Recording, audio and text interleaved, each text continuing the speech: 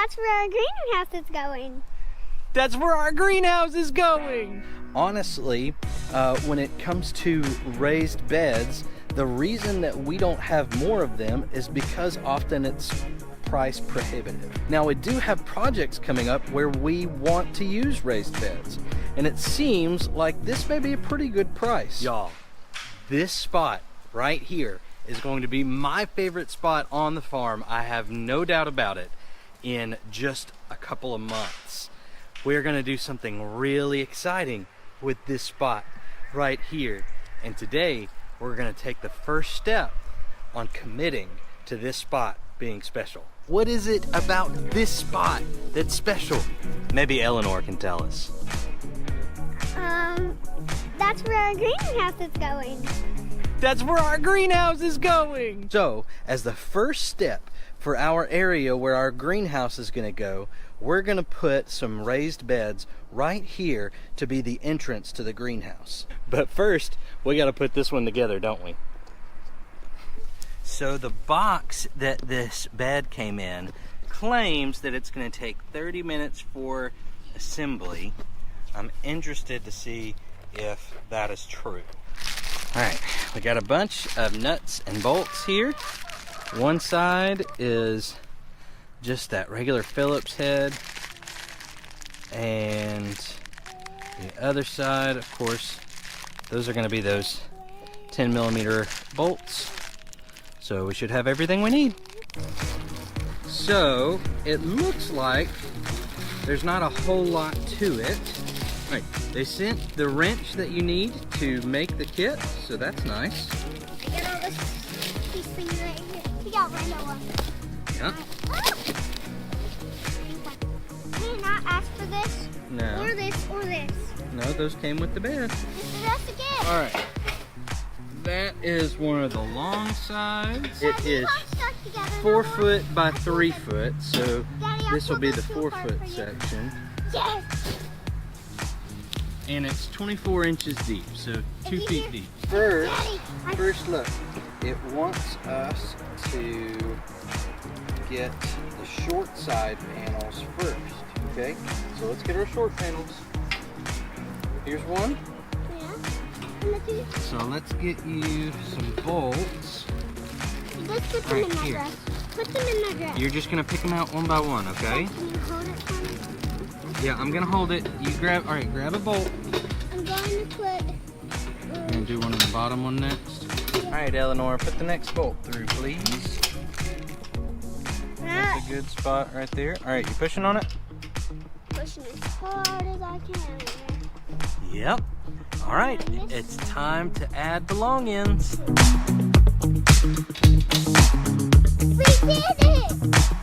We've got it all built. Now it's time to put it into place and to fill it up. Now we know how expensive filling up a raised bed can be. Good garden soil is really expensive stuff. So we're going to show you a couple of ways that we cut down on that garden soil cost at the same time as fertilizing the soil down the road.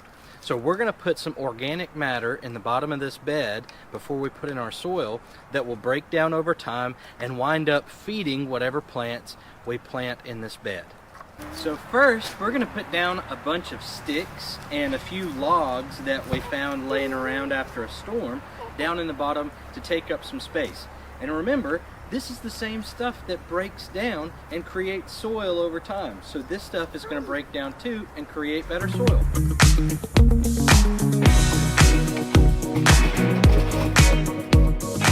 The wood has already been sitting and has dried out over time, and so it's not green on the inside.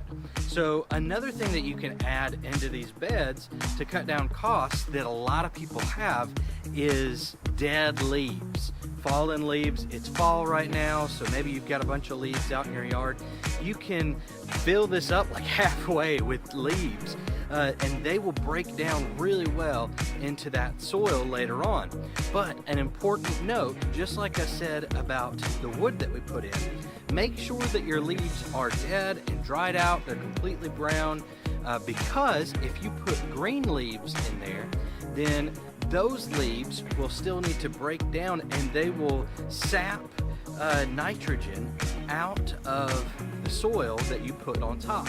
So make sure that whatever you're putting in here is not green.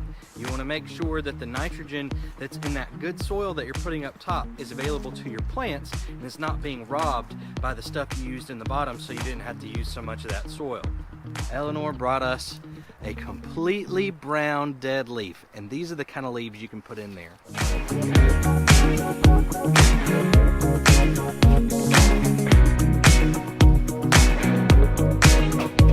Eleanor's bringing our last bit of hay. Good job, baby girl. Now, we have filled this bed probably about 2/3 of the way between those sticks and this spent hay.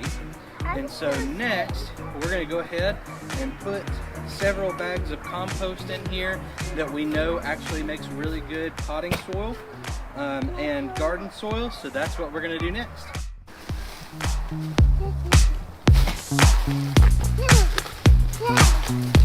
These are heavy. Can you put this one in?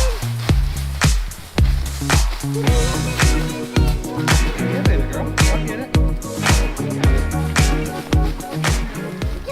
So the reason that we're using this bagged compost stuff is, one, because it is the best stuff we can get for the price in our area. It's like a feed store. Can you put it in there so I can run it out? Here. Let me open it up for you some more. You gonna pour it out? Okay, go for it. No! No! This is kind of easier. Yeah, good job. This is easy. Let's take a look at our finished product. All filled up. You can see this stuff looks pretty good. It's got a few of these like places where the manure hasn't quite been chopped up very finely, but that's okay. I'm not too worried about that. As I water it, it'll kind of release all that. But I love the way this stuff looks. I am very pleased to have found it at a good price. So let's do the thing that's not quite proper and talk about the money of it all, right? I counted up and I used 15 cubic feet of compost mixture here. 15 cubic feet may sound like a lot. That's 15 of those bags that I had. But when we look at this bed, it is 2 feet tall, 3 feet wide, and 4 feet long. That means that this particular bed is about 24 cubic feet. 24 cubic feet is just a little bit less than a cubic yard, which is 27 cubic feet. Now, I can get at the local landscaping places a yard of topsoil for around $35, but the topsoil is not good to grow in. It winds up being way too sandy and not nearly rich enough with organic matter. So to be able to fill a raised bed this size for less than the cost of a yard of topsoil, especially with pretty good growing medium, that is definitely a win in my book. So using that spent hay that we got for free and the logs and sticks that we found off to the side, and we really could have used more of the logs and sticks, but the spent hay really got us up to the level we wanted to be at. We knocked out a decent amount of the space that was in there and brought our soil costs down to lower than what it would cost just for the regular price of nasty topsoil in my area, which is what I would have had to use to fill this up. It would have taken almost a yard of material to fill this up. So all in all, my soil cost for this bed is right around $30.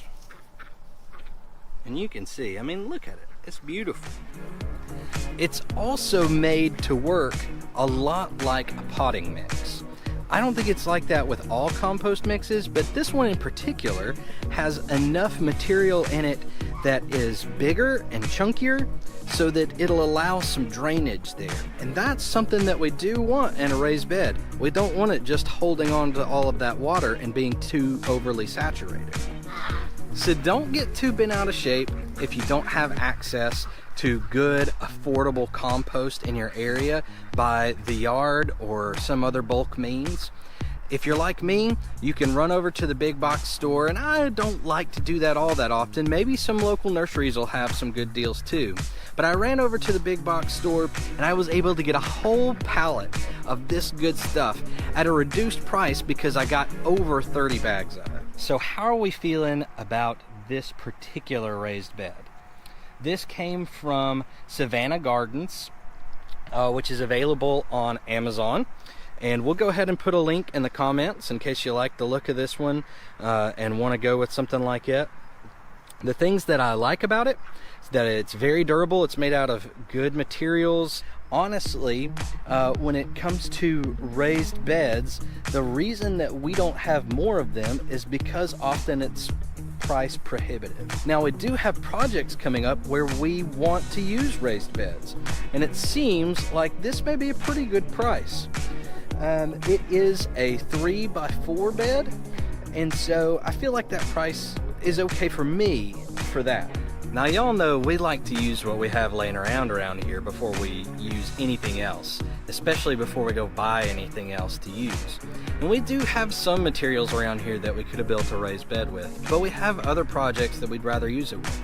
So this winds up being a pretty good deal for us, and I think it's a pretty decent bed.